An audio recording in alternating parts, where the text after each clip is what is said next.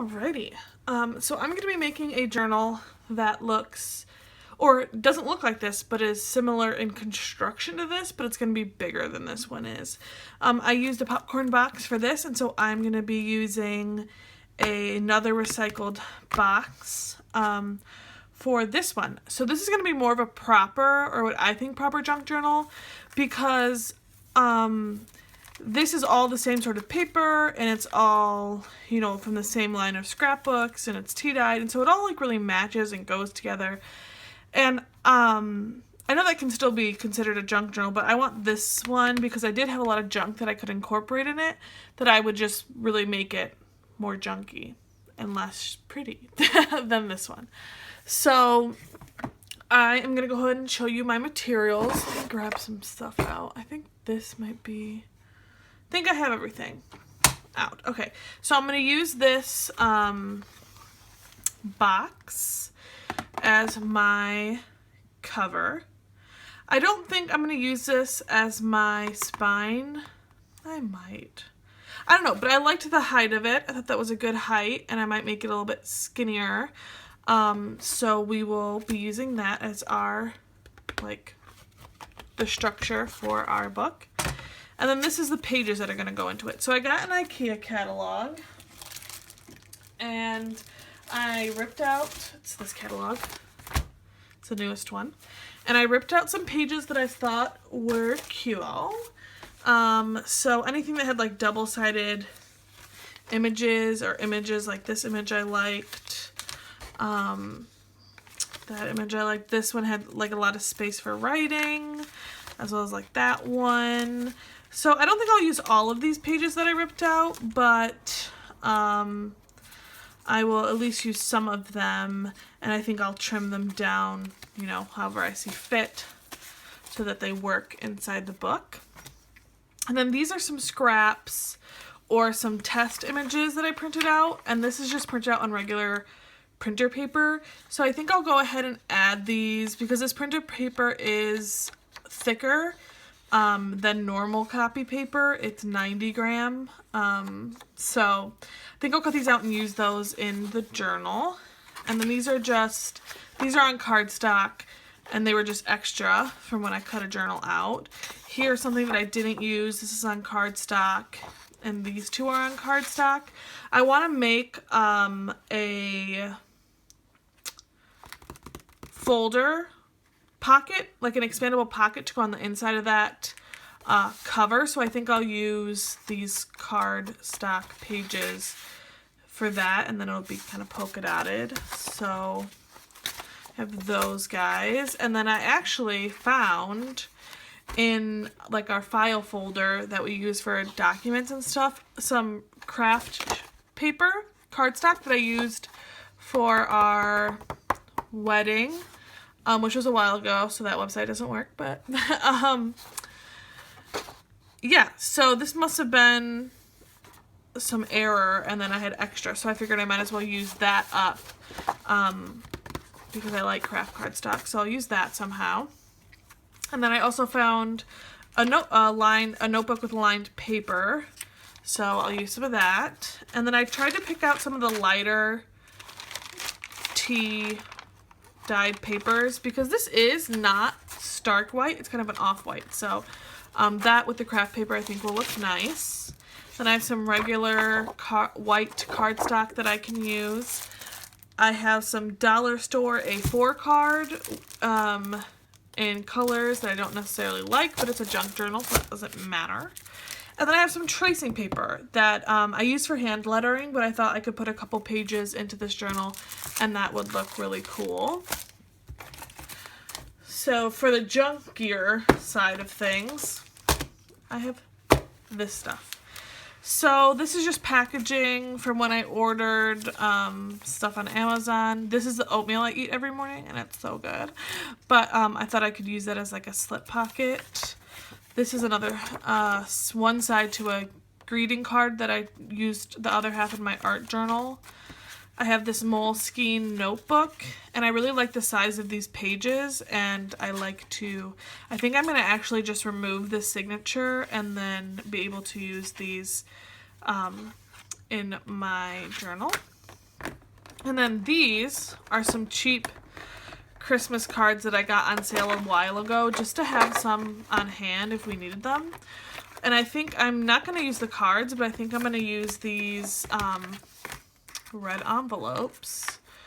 Not that many, maybe one or two. So I have that. And then from the dollar spot at Target, I have some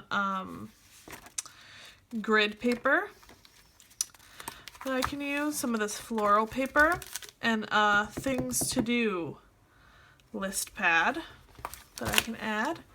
And then this is the scraps of a scrapbook I recently made. So like these are inserts. I think these guys are inserts or cut aparts. So I'll save those to use. You can like paper clip them in. And I just thought I could use this for decor and inserts and things like that. So that is what we're working with. I'm going to go ahead and get myself organized, and then I'll show you how to trim the cover, and then pick out how big you want your pages to be and trim those as well. So I'll be right back.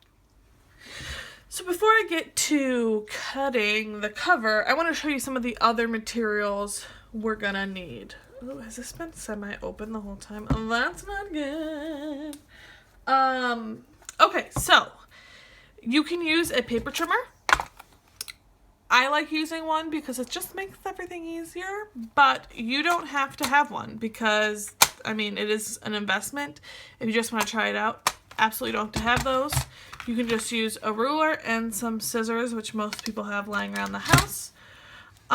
If you do get really into scrapbooking, I would highly suggest this ruler. Let me get something so you can actually see what I'm talking about. It is a Tim Holtz Ideology ruler, 12-inch. But I like that it has this 0 mark in the middle and then inch marks out from it. So it makes it really easy when you're trying to find the center of something. So love that. Would definitely suggest it if you're in the market for a ruler. And then just some scissors. These are actually like fabric scissors, but it doesn't really matter. I have some waxed linen thread. You can just use regular linen thread or cotton thread or crochet yarn. Am I thinking of the right thing? Yes. Embroidery, floss, like whatever. But I would definitely suggest the wax linen. It just makes it easier. The wax makes it so all the little fibers don't come apart, and it just makes the whole process a bit easier. Some binding book needles. These are just long and they have a wider eye and they're a little bit stronger than like a sewing needle. So a regular sewing needle, you're not gonna be able to fit this through the eye of it. But if you use a thicker needle, I'm trying to think what's the name, but if you just look for bookbinding needles, you'll find them. And then here is an awl. It is just a pointy stick that helps you punch the holes you'll use for your binding. This was 84 pence on amazon.co.uk, so that's like pretty bomb. And then these weren't these were like $2 or $3, and this was like $4 or something. And it was more, but I've been using it. So that is all. Let us get to cutting. Oh, Fabri-Tac. I almost forgot. This is my liquid adhesive of choice. It's very strong. It's made for fabrics, but it works on paper very well.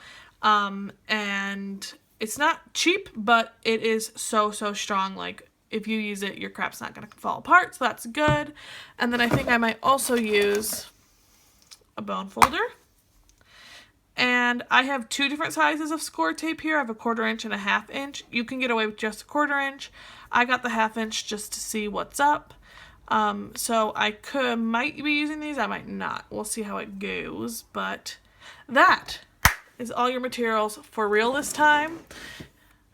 So let's get to cutting this cover and trimming it out. So I'm gonna start by just cutting to make it Get it loose as a goose. Okay, yeah. So you want to cut where the flap is that joins it, not on like the flap. Nice. Oh, I don't know if you can see that. You want to cut over here where this flap is, not through like the solid spine, because that will be what you use for your book. So I just cut that and then I trim it. So I trim it off here, I'll trim all this off, I'll trim this off, and then over the top as well to make sure it's all nice and straight. And then I'm also going to remove this from these two sides because I'm not sure that I want it that thick, and that way I can get a better hinge on my book by those two things being separate. So I'm going to go ahead and do that with my paper trimmer. So now I have the pieces for my cover cut out, and I'm just going to measure them and then decide where I want them to be. Does that make sense? Or how wide I want them to be. Because obviously I don't want, this is like way too wide. So let's see how tall they are. They are 7.5. It's like a little bit less than 7.5. By 5.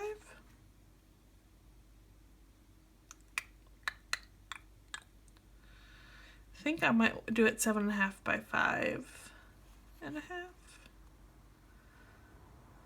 Nope, 7.5 by 5. I think I want a little bit narrower.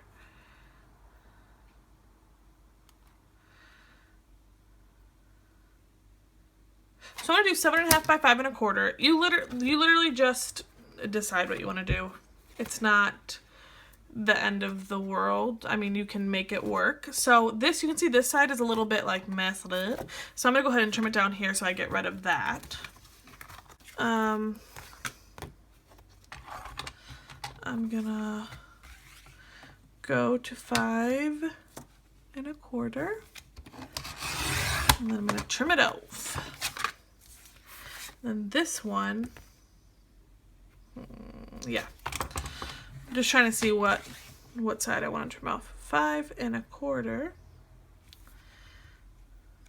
5.25.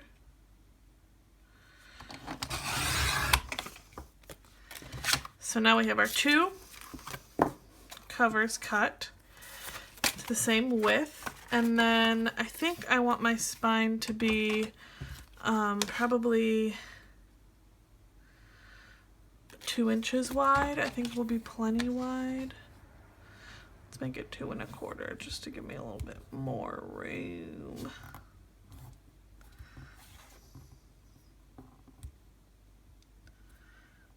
Just trying to line it up as best I can.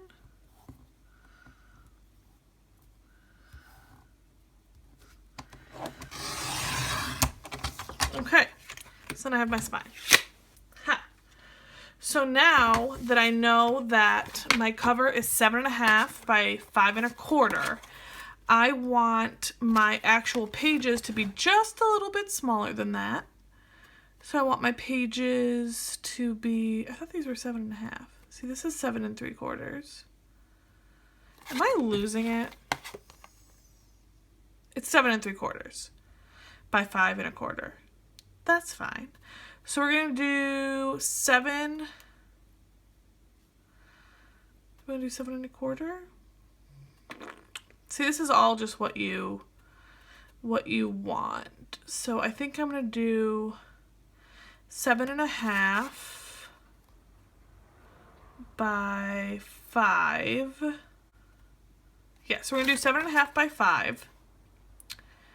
So the pages need to be 7.5 by 10, so that when we fold the pages over, they will fit into the book, if that makes sense. So let me start with the one, let's see, these pages.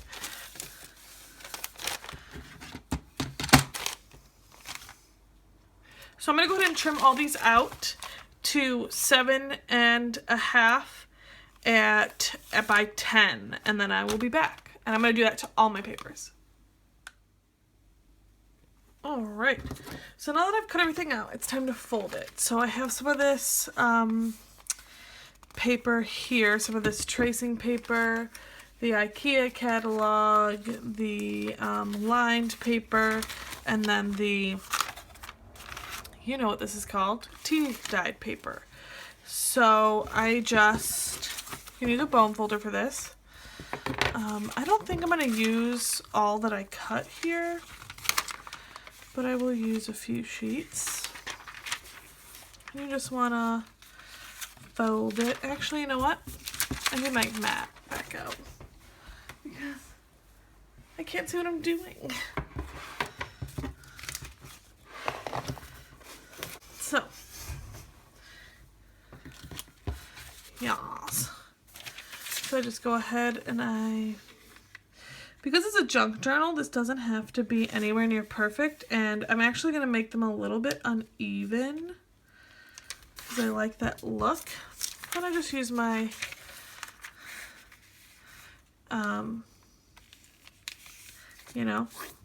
fingers to crease it.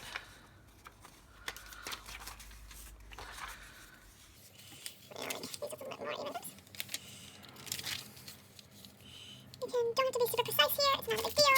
That's all I'm going to do there. I kind of like it though, so let's do a few more.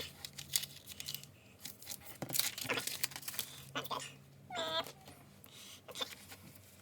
And same thing with this lined paper. Doesn't have to be perfect. I just do that if it's not perfect. I'm just going to do a little tiny tab here. I'll show you what that's for.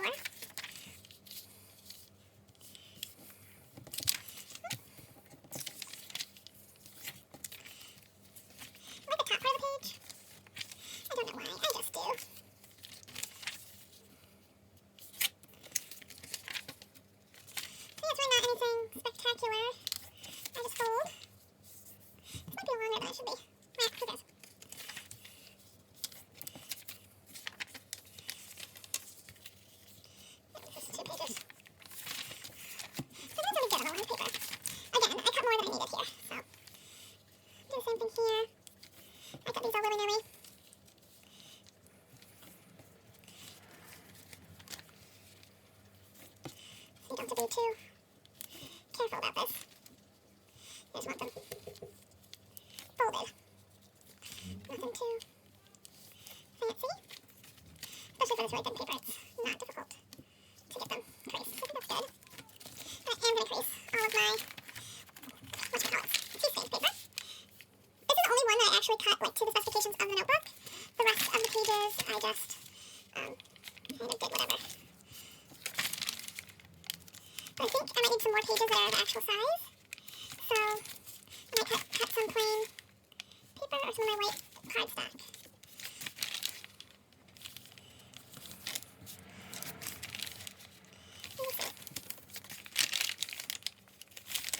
So I have all my papers folded now. My cardstock, my tea stained. I've added my envelopes just with washi tape to the pages that I'm adding them to. And so yeah, so now we just have to start assembling. So you just basically decide where you want all your pages to go. So you can see that some of these are like a little bit longer, but that's okay. I'm just gonna trim it as I need to.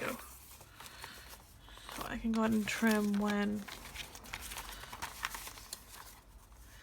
it feels right. So I don't know how many signatures I'm gonna have here. I'm just gonna play it by ear. Let me get a different one.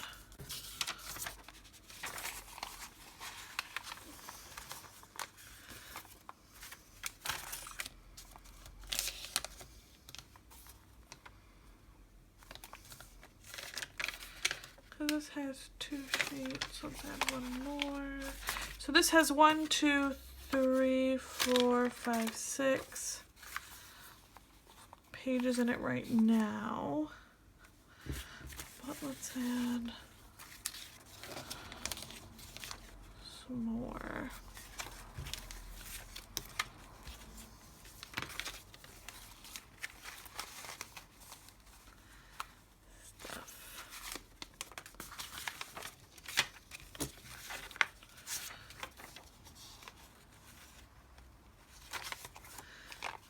that. So that is all we're going to do for that one. And I'm probably like, oh, what are you talking about? So I'm going to go ahead and clip it with a binder clip. And then while I'm here, I'm going to go ahead and just trim off that. So that's our first signature. And then for our next signature. So now I have all my signatures. I have 5 signatures, I decided, together. You can do this, usually I do the cover first and then I do the signatures. It works out better that way because the cover needs to dry. But, oh well, I got ahead of myself. So, yeah, all my signatures are organized. So I'm just going to set those aside while I cover the cardboard pieces.